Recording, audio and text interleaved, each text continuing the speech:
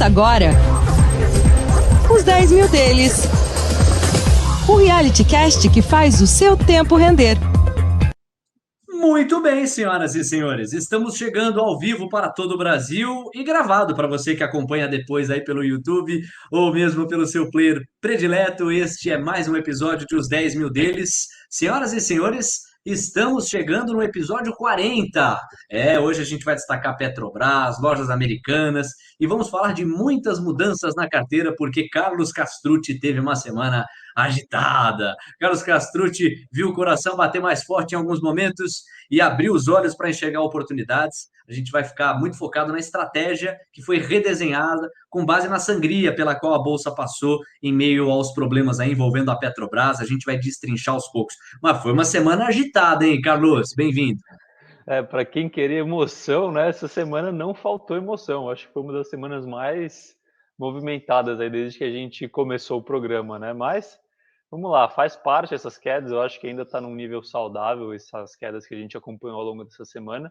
E hoje vai ter bastante revelação aí de como que eu acabei agindo aqui na nossa estratégia, né? Vamos desenrolar aqui sobre os acontecimentos. O Carlos faz gestão ativa da nossa carteira, o que significa que o tempo todo ele pode reequilibrar o peso que cada papel tem na carteira, ou mesmo zerar a posição num determinado ativo em detrimento de outro que pareça para o Carlos mais favorável. E por certo, isso vai tomar uma parte aqui do nosso episódio, porque mudanças importantes foram feitas. A gente organizou os principais fatos da semana para orientar o seu olhar.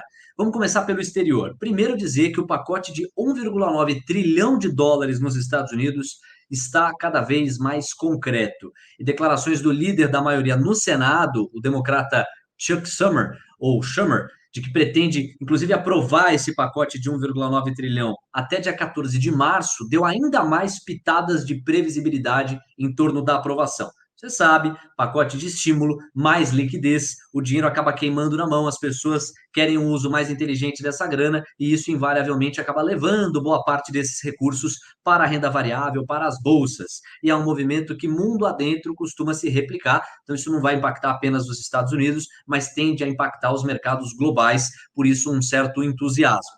Agora, também é importante colocar as declarações do presidente do Federal Reserve, o Jeremy Powell, que nos Estados Unidos essa semana acabou dividindo o seu raciocínio, dizendo que não há preocupação com a inflação, que tende a ser pontual nesse momento. A economia norte-americana ainda precisa reagir muito mais do que está reagindo, e no entendimento de Jeremy Powell, a inflação é uma consequência natural, é um remédio amargo que vai ter que ser manejado, mas não tende a ser estrutural. Ele diz que não está preocupado então com ela e que vai manter estímulos para os mercados ainda por um bom tempo. Destaque para esse por um bom tempo, a menos que as evidências já sugiram que a economia norte-americana se recuperou o suficiente. E, ao mesmo tempo, a gente tem o outro lado, com questões que acabaram jogando as bolsas americanas para baixo. O primeiro ponto é o aumento na taxa de juros de longo prazo, nesse caso, os treasuries americanos. Aquele que é mais interessante para a gente avaliar o médio prazo, o longo prazo, é o Treasury 10-year, né? O Treasury de 10 anos, ou 10-year Treasury, para ser mais preciso. Portanto, são títulos de dívida dos Estados Unidos que perduram pela próxima década. E a gente viu uma inclinação na curva de juros em torno dos Treasuries, o que causou uma venda geral nas bolsas ao redor do mundo, e com isso o S&P, por exemplo, recuou 2%, 2,4% só hoje, mas na semana 2,1%. Foi então bastante agitado. Eu queria, Carlos, que você explicasse rapidamente a relação entre a taxa de juros e a bolsa, porque quando a taxa de juros sobe, a bolsa é impactada negativamente. Explica para a gente por quê. Perfeito, Léo. O que acontece? Isso a gente já comentou em alguns episódios até, mas a bolsa, primeiro para começar, ela é uma soma de diversas empresas, né? Então é uma média do mercado. E como que você define o valor de uma empresa? Você tem do lado que beneficia o valor dela, o lucro e o crescimento dos lucros, né? Esses são os dois fatores que impactam positivamente. E os dois fatores que impactam negativamente são o prêmio de risco, que é isso, o quanto você exige de retorno acima da renda fixa para investir na ação, e a própria renda fixa, que seria, nesse caso, a taxa de juros de longo prazo. Quando essa taxa de juros sobe, o que acontece? Você acaba descontando os fluxos de caixa da empresa a uma taxa mais elevada. Então, quando você traz esses valores para hoje, eles são inferiores e isso impacta negativamente o valor das empresas, tá? E aí, quando a gente olha na questão de múltiplos de uma forma geral, é muito importante a gente ficar de olho no mercado, aqui eu estou falando do S&P, né? Porque o que acontece? Hoje ela está negociando o mercado, o S&P, num patamar esperado aí entre 20, de aproximadamente 23 vezes o lucro, tá? E caso a gente tenha aí mais uma alta nesses treasuries, por exemplo, de mais 0,5%, tudo mais constante, o mercado pode cair mais uns 10%, tá? Então é muito importante a gente ficar de olho nisso, no comportamento das treasuries, porque isso pode acabar impactando negativamente os preços de mercado de uma forma geral. Fazendo uma analogia, é como se a nossa taxa Selic, Carlos, veja se faz sentido a comparação, disparasse, aumentasse bastante, e aí o investidor que está aceitando tomar um pouco mais de risco, em busca de um prêmio mais legal na bolsa, olhasse para esse cenário e falasse: poxa, eu acho que eu vou tirar o meu dinheiro da bolsa, colocar na renda fixa, em que eu corro menos risco e eu consigo um retorno mais legal. E para além, essa relação que você fez com o caixa das empresas, né? Você tem um desconto maior para avaliar o quanto que vale a pena ou não colocar o dinheiro dentro delas, né? Isso, perfeito, Léo, perfeito. Bom, vamos falar do Brasil então, porque a gente teve Brasil, meu Brasil, Brasil, este Brasil, olha, esse país aqui é para quem tem coração, hein? Coração e fígado. Bom, a gente teve uma semana intensa de eventos políticos e também societários. Vamos primeiro com os negativos. Você ouviu falar bastante na intervenção da Petrobras, e ela aconteceu. Rumores pintaram desde a noite de quinta-feira e foram se confirmando na sexta-feira, em cima de declarações de Jair Bolsonaro, que, muito aliado ou alinhado com a classe dos caminhoneiros, não gostou da declaração do presidente da Petrobras, ainda presidente Roberto Castelo Branco, a gestão dele termina em março. Então, o ainda presidente Roberto Castelo Branco, que praticamente lavou as mãos em relação a uma eventual greve dos caminhoneiros, ao mencionar que não era exatamente uma preocupação dele a reação de qualquer classe. Ele tinha a preocupação em colocar as melhores práticas de mercado na Petrobras e reajustar o preço dos combustíveis conforme o manual do livre mercado exigir. O Bolsonaro não gostou nada disso. Nós sabemos que politicamente há uma certa dívida entre ele e a classe dos caminhoneiros, e ele julgou por bem demitir o presidente Roberto Castelo Branco e apontar para substituí-lo o general Silvio Luna. Muito bem, aí que está o ponto. O mercado ficou muito impactado com essa intervenção, por entender que ficava obscuro o futuro da Petrobras com essa troca repentina de gestão. Isso contaminou papéis da Eletrobras, contaminou papéis do Banco do Brasil, enfim, das estatais como um todo, e naturalmente que a sangria acabou se esparramando bolsa dentro. Vários outros papéis sangraram num efeito manada e houve uma queda substancial de quase 5% nesta segunda-feira. É como se ao longo do final de semana alguém pegasse um refrigerante, ficasse agitando, agitando, agitando, agitando, e aí na segunda-feira abrisse. Houve ali uma reação muito forte, grande, muito impacto na bolsa, então, como um todo. Conforme os fatos estão avançando, a Petrobras, inclusive, divulgou resultados nessa última quarta-feira, resultados que vieram muito positivos em vários números, e o mercado agora fica um pouquinho com o pé atrás sobre o futuro da empresa. Será que esse general vai substituir, pensando nos critérios do mercado, à altura Roberto Castelo Branco? Será que vai haver intervenção nos preços efetivamente dos combustíveis? Porque esse sim é um temor do qual o mercado tende a fugir caso aconteça. E já aconteceu na história política brasileira, nas gestões do PT, intervenções nesse sentido para atenuar o preço de combustíveis. A gente vai acompanhar o andamento disso. A ameaça de mais intervenções ainda fica no ar. E vou pedir para o Carlos comentar isso, para a gente passar para os pontos positivos. Porque esse foi o grande fato da semana, né, cara? Léo, inclusive aqui já até adicionando, a gente tem Petrobras na carteira, né? E ela foi a principal queda, foi o destaque negativo da nossa carteira essa semana. A Petrobras caiu 20,8% do último episódio até esse. É uma queda bastante relevante. ela acabou não impactando tanto a nossa carteira, porque a gente estava com uma posição pequena já em Petrobras. Petrobras já foi muito grande e no momento da queda ela estava representando 3% da nossa carteira por causa daquela diminuição nas empresas de commodities e assim em diante. Mas bom, o que eu posso adicionar aqui nessa questão da Petrobras, tá, Léo? Assim, o que acontece? O mercado ele ficou muito apreensivo, não é nem com a capacitação do possível novo presidente em si, né? Mas é com a questão de intervenção nos preços, né? Intervenção no negócio da empresa. Se o novo presidente, ao seguir ordens do Bolsonaro de interferir na política de preços da empresa, isso pode impactar, isso pode não, isso vai impactar muito fortemente os resultados da empresa e aí você está realmente afetando o valor da empresa, tá? Por isso que o mercado criou toda essa apreensão. É, até eu gosto de brincar aqui, assim, com uns amigos meus, que Petrobras é impressionante, assim, eu falo que existe o trade Petrobras. Chegou perto de 20, normalmente é porque aconteceu alguma besteira, está na hora de comprar. E chegou perto de 30, por melhor que seja o cenário, vai acontecer Gente, alguma besteira e que você não sabe, tá? Até acontecer, mas vai acontecer uma besteira e a Petrobras vai voltar ali perto dos 20, aí fica nesse jogo. Claro que isso aqui não é é, uma recomendação, tá? Eu tô brincando só, mas é impressionante como isso tem acontecido, Léo.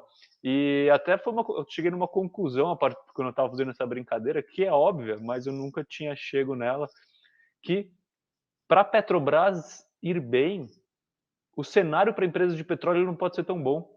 Porque num cenário muito bom, o petróleo vai lá para cima, o dólar está lá em cima, os dois impactam positivamente o lucro da empresa, teoricamente, né? Só que isso é um fator gerador de possível greve dos caminhoneiros, possível inflação, e aí o governo vem e tenta intervir de alguma forma para evitar que a Petrobras dê todo esse lucro. Então, no final, tem que torcer, quem investe em Petrobras tem que torcer para o cenário do petróleo não ser tão bom. ficam no radar, então, duas preocupações: intervenção no preço dos combustíveis. Até aqui, nesta gestão do presidente Jair Bolsonaro, isso não aconteceu, embora tenha havido um flerte em 2019, e agora essa atitude aí de mudança na gestão, que pode abrir brecha para uma intervenção efetiva nos preços. E um segundo risco, que é mais amplo para as estatais, de intervenção em quaisquer que sejam.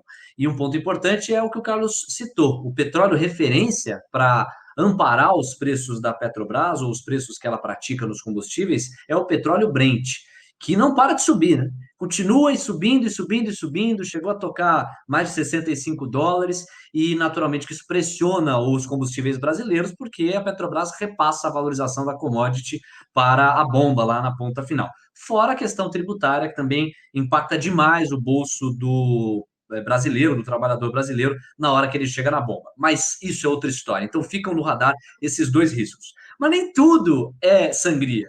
Há também lado positivo nessa história, né?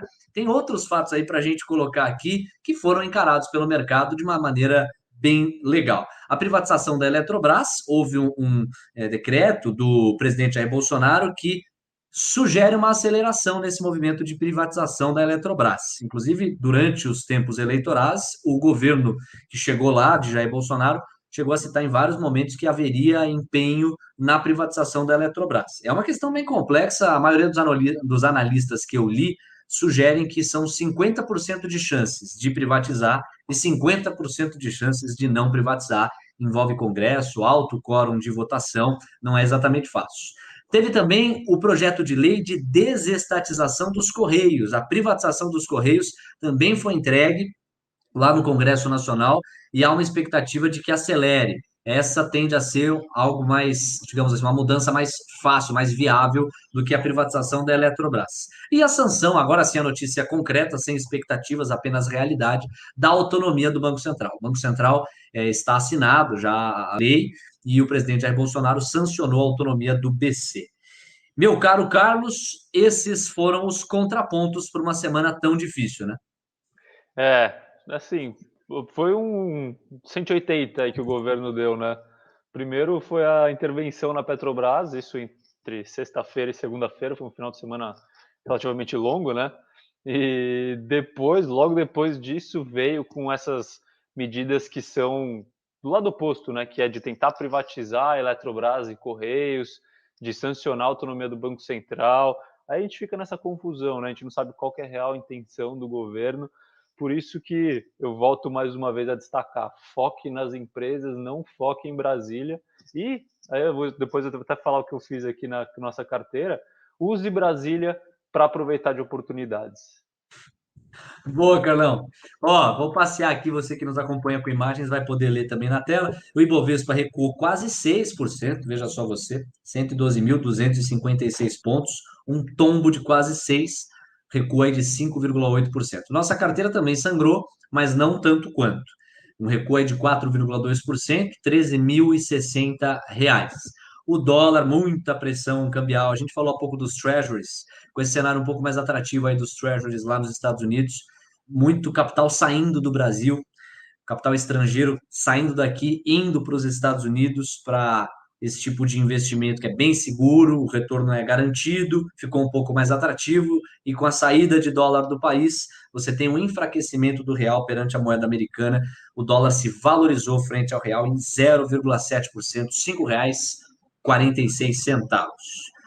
Carlos, vamos mergulhar na carteira então, para a gente saber exatamente o que é que você viu aí de destaque. Alguns eventos corporativos ajudam a justificar, por exemplo, o destaque positivo da semana, que foi a Lojas Americanas. Lojas Americanas subindo 9,1%. Conta por quê? Léo, essa semana foi bem agitada na questão corporativa mesmo, ou seja, a gente teve fatos de pelo menos 5 empresas da carteira, tá? A primeira delas aqui é a questão das lojas americanas, e até inclusive no dia que a bolsa caiu quase 5%, lojas americanas subiu 20%. Isso contribuiu bastante para o desempenho da nossa carteira ao longo dessa semana. E quais que foram os eventos corporativos de lojas americanas especificamente, tá? O mais forte deles foi a proposta de unificação dos negócios com a B2W, que é o braço digital das americanas, né?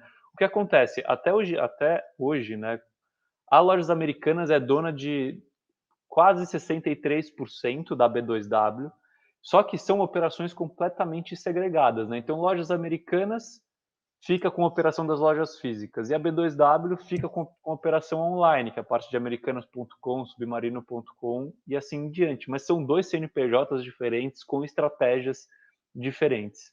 E com essa integração cada vez maior entre o online e o offline, o que acontece? Não faz mais sentido pensar separado, sabe? Você tem uma estratégia para uma e uma estratégia para outra, porque cada vez mais os negócios estão interligados. Então, é uma movimentação que o mercado, de certa forma, esperava que aconteceria algum dia, mas não sabia quando, e a sinalização veio nessa semana. E por que é bom? Primeiro, porque você melhora ainda mais a questão da integração entre online e offline.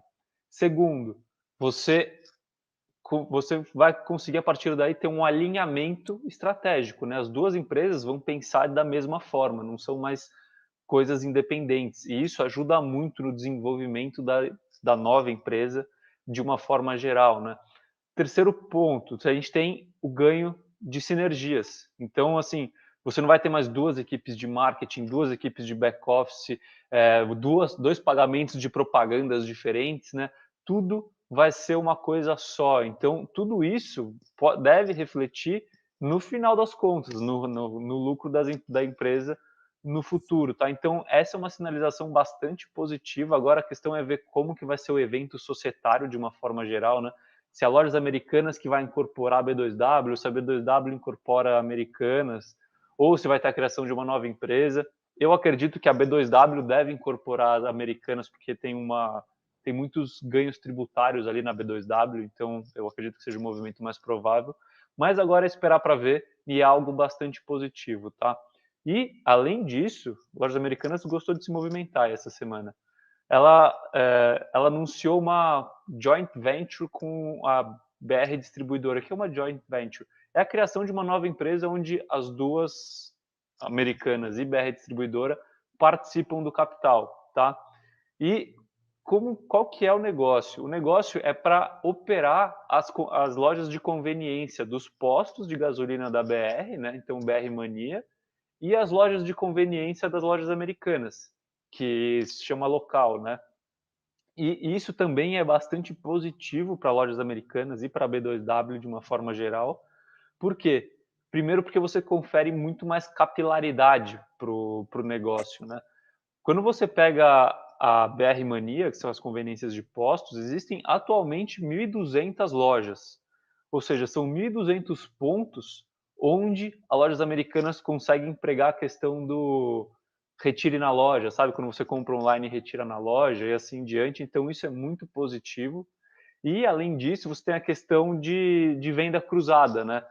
Ah, isso já está acontecendo e vai fortalecer ainda mais. As redes de postos BR e a BR Mania já aceitam pagamentos através do AMI, que é aquele programa de cashback, de carteira digital da Americanas.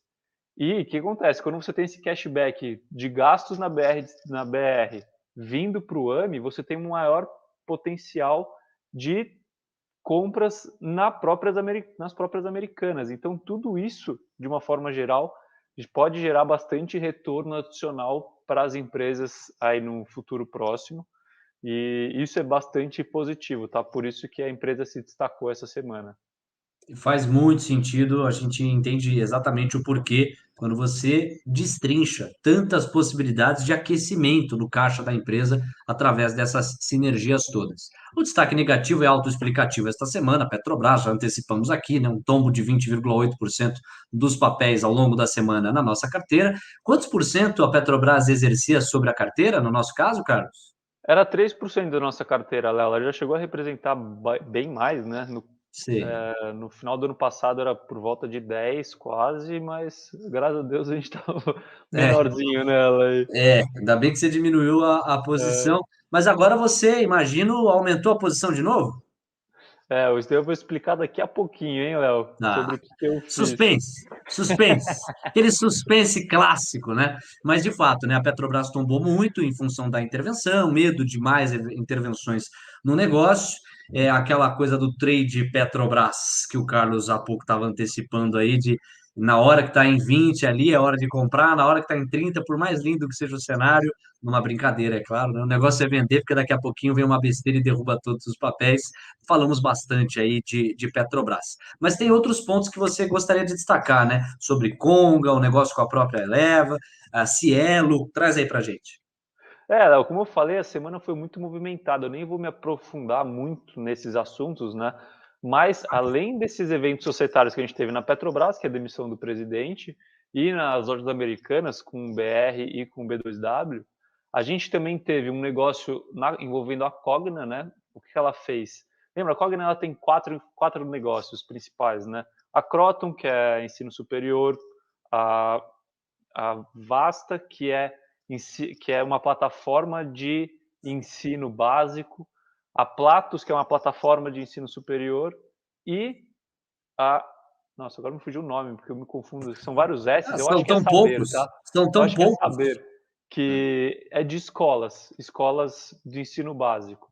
E qual que foi o negócio que a Cogna fechou com a Eleva? Foi, de certa forma, uma troca, tá?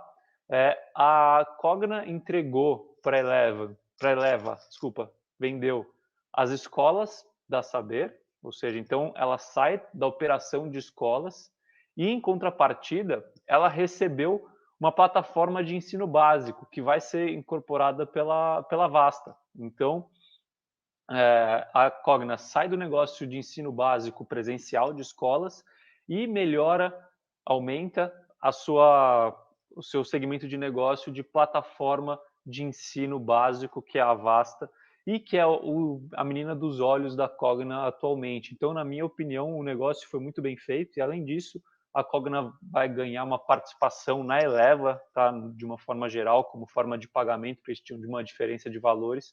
Mas, resumindo, na minha opinião, é um negócio positivo. A Cogna diminui o balanço dela, né? Fica menos ativos, menos escolas e mais tecnologia. E vamos ver como que desenrola daqui para frente. Carlos, Oi. e a Cielo com essa história de fechamento de capital, hein? Então a Cielo também teve uma movimentação essa semana, nada concreto, né? Mas acho que foi a coluna do Lauro Jardim noticiou ao longo do Isso, final de no semana Globo. também, Isso mesmo. isso, que Banco do Brasil e Bradesco, que são os dois principais acionistas da Cielo, planejam fechar o capital da empresa, né? O que é isso? Seria fazer uma oferta para os acionistas minoritários da empresa por algum preço, que a gente não sabe qual que é, para recomprarem as ações da Cielo, e a Cielo passaria a não ser mais negociada em bolsa, voltaria a ser uma empresa privada. E isso também agitou a Cielo ao longo da semana, tá? Mas ainda é uma especulação, a gente não sabe o que vai acontecer. E por último, a gente ainda teve resultado de IRB, então assim, foi uma semana bem movimentada. E eu acho que agora a gente pode comentar um pouquinho do que eu fiz nessa semana depois de todos esses movimentos.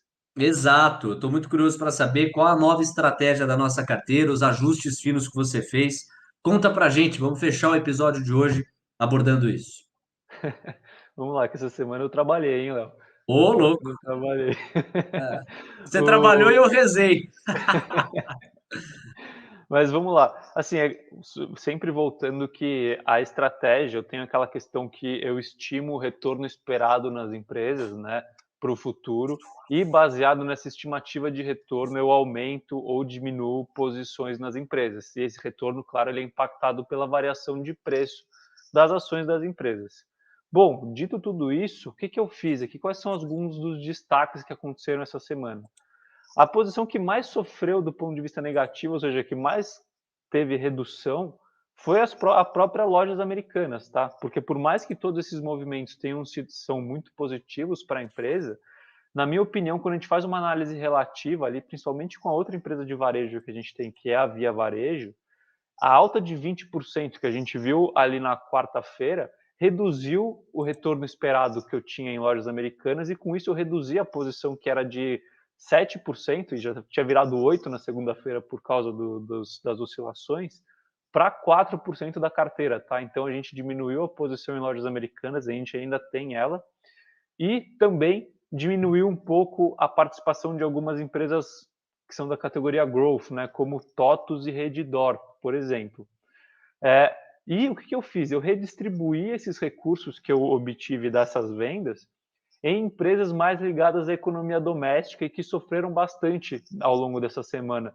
Por exemplo, MRV teve sua posição aumentada, Sanepar teve sua posição aumentada, e Via Varejo, que agora é a nossa segunda principal posição, tá? Representando 9% da nossa carteira. Também a gente aumentou posição em Via Varejo essa semana. Além disso, por conta das questões de interferência governamental, a gente continua com 20% de exposição a bancos, mas agora está mais bem distribuído entre Bradesco e Banco do Brasil, tá? A gente não tem mais uma discrepância grande. Bradesco ainda é um pouco maior que Banco do Brasil, mas essa diferença reduziu bastante. E aí, por último, para fechar com chave de ouro, né, tem Petrobras. O que eu fiz com Petrobras, tá?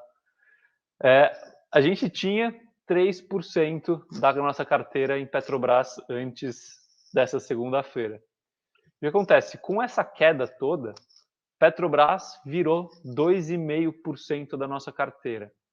E, primeiro, assim, falando um pouquinho da minha visão, tá? Voltando para a questão da intervenção, o que eu espero para a Petrobras, tá? Na hora de o que eu vejo para a Petrobras?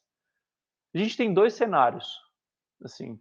Uma coisa, eu falo, não dá para ter certeza de nada, mas eu não espero, que é a Petrobras se manter nesse patamar de preço, tá? De duas uma, ou a gente realmente ter uma intervenção na política de preços, no negócio da Petrobras, e aí a Petrobras cai para 15, sai desses 22, 23 para 15, e nesse caso, eu não pretendo vender Petrobras, tá? Porque eu não vejo isso como provável. Eu perderia mais 0,5% da nossa carteira, Uhum. ou fica por isso mesmo, a gente tem a troca de presidente, não tem intervenção, e a empresa volta para casa dos R$ 30 em um curto espaço de tempo, tá? Isso, minha opinião, é claro, e até opinião de curto prazo. E por quê? Porque a gente tem um cenário muito positivo para petróleo e para empresas de petróleo de uma forma geral, e a gente viu o resultado da Petrobras com petróleo médio de $42, e assim, o resultado foi sensacional. A empresa entregou lucro mesmo nesse cenário, isso quando a gente fala no ano cheio. E quando a gente pega no quarto trimestre, a gente teve uma reversão de provisão ali que foi feita no primeiro trimestre gigante, e que ainda não foi o suficiente, tá? Se a gente continuar com esse cenário de petróleo aí acima de $60, a gente pode ter outra revisão de provisões feitas ao longo de 2020 de mais 30 bilhões de reais, e isso vai impactar mais ainda positivamente o resultado da empresa. Ela ainda gerou muito caixa, vai pagar dividendo. Então, assim, o negócio da empresa, se não tiver mais intervenção, é bastante positivo, tá? Bom, eu acredito que esse cenário é o mais provável, da empresa voltar para casa dos 30. E com isso, o que que eu fiz, Léo? Ao invés de comprar mais Petrobras à vista, o que eu fiz? Qual que é a perda que eu posso ter na minha tese aqui? É de mais 0,5% do Perfeito. patrimônio. Eu peguei esses 0,5% e ao invés de simplesmente comprar mais Petrobras, eu optei por montar uma operação com opções, tá? E assim, até uma coisa, uma operação tática, né? Foge da questão estratégica, fundamentalista de longo prazo, mas eu É, enxerguei aí uma oportunidade de curto prazo que, na minha opinião, vale a pena correr o risco. Porque esses 0,5% que eu posso perder de qualquer jeito, eu posso acabar multiplicando ele quando eu faço uma estratégia com opções. E qual foi a estratégia que eu montei? Opções, até que quem estuda vai ver que os nomes das operações com opções são todos bonitos, tá? E no caso desse daqui, o nome da operação chama Bull Spread. O que que é essa operação?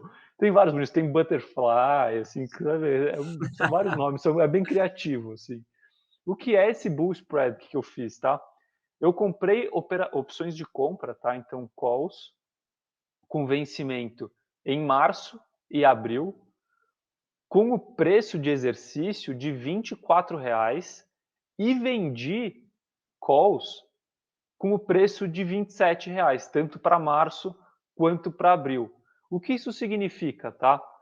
Que se a empresa fechar, se as ações de Petrobras fecharem entre R$ 24 e R$ 27, eu vou ganhar dinheiro. Acima de 27 eu não ganho mais do que esses R$ 3 de diferença, tá? E se fechar abaixo de R$ 24 nesses dois vencimentos, março e abril, eu perco esse 0,5% do nosso patrimônio. Então, a gente sabe que sempre a opção é uma questão que você pode perder tudo, por isso que é bom não arriscar demais. Se a Petrobras fechar acima dos R$ 27, que é o que eu acredito, tá? Tanto para março quanto para abril, e mais uma vez, é uma especulação minha, não é uma certeza, longe disso, esses 0,5% vão virar 3% do patrimônio, ou seja, eu vou ter um ganho de 2,5% em cima do nosso patrimônio. Então, seria um ganho espetacular. bastante relevante e muito maior do que se eu tivesse só aumentado a posição em Petrobras, porque a gente está alavancado nesse caso, né, com perda limitada, mas a gente está alavancado em Petrobras. Então, essa foi minha operação aí de curto prazo. Vamos ver como se desenvolve, mas claro que sempre controlando riscos, tá? Então a semana foi movimentada aí, vamos ver quais são Pô, os próximos capítulos. não, demais. Eu só queria aprofundar esse último tópico. Quando você fala em opção de compra, uma call, você está dizendo que você comprou opção de compra, portanto, o direito de comprar por um determinado valor, que você falou aí do teto dos R$ 27. Se os papéis da Petrobras estiverem custando mais do que esses R$ 27, que seja 29, você ainda assim, esse é o mercado de opções, vai ter o direito de exercer a compra do papel a 27. E aí, quando você multiplica isso, o ganho é substancial, certo? Assim, o que eu fiz? Eu comprei o direito de comprar Petrobras a R$ 24 e vendi o direito de compra de Petrobras a vinte A e vinte e sete sete. reais. O que Perfeito, isso perfeito. O balanço. significa? Que eu ganho entre 24 e 27, tá? Eu fiz isso para baratear a minha operação. Então, assim, se a empresa fechar 27, eu ganho o equivalente a R$ 3 por opção. Se fechar 30, eu ganho esses mesmos R$ 3, entendeu? Mas como eu diminuí o custo da minha operação, a qualquer valor de 27, acima de R$ 27 que a empresa fechar nesses vencimentos, esses 0,5% que eu apostei viram 3%, entendeu? Então eu tenho um ganho aí de 2,5% Ah, do patrimônio, tá? A gente está falando de um retorno em cima do patrimônio do fundo, que é algo bastante relevante. Por volumoso, isso claro. que assim, por causa da alavancagem. Mas eu acredito que a gente tem chances boas aí de ter sucesso, e se não tiver sucesso, provavelmente Petrobras vai estar 15 e aí a gente teria perdido esses 0,5% de qualquer jeito. Exato. Eu achei assim muito inteligente da tua parte a proteção que você construiu, né? No fundo, é uma proteção para que você minimize perdas quaisquer que sejam os cenários. Não dá para ganhar 100%, mas também a gente não quer perder 100%, né?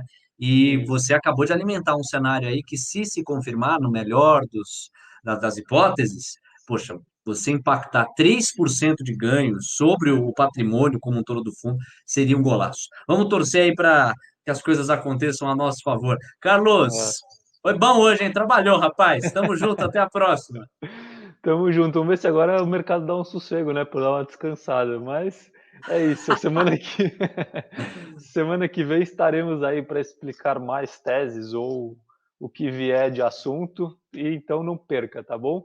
Até semana que vem. Espero que positiva. Vai ser positiva ali, retorno à média, né? Vamos torcer Boa. aí para a gente Boa. recuperar uma parte dessa queda. E até mais. Um abraço. Valeu, Carlão. Obrigado você que esteve com a gente. Um abraço e até mais. Tchau.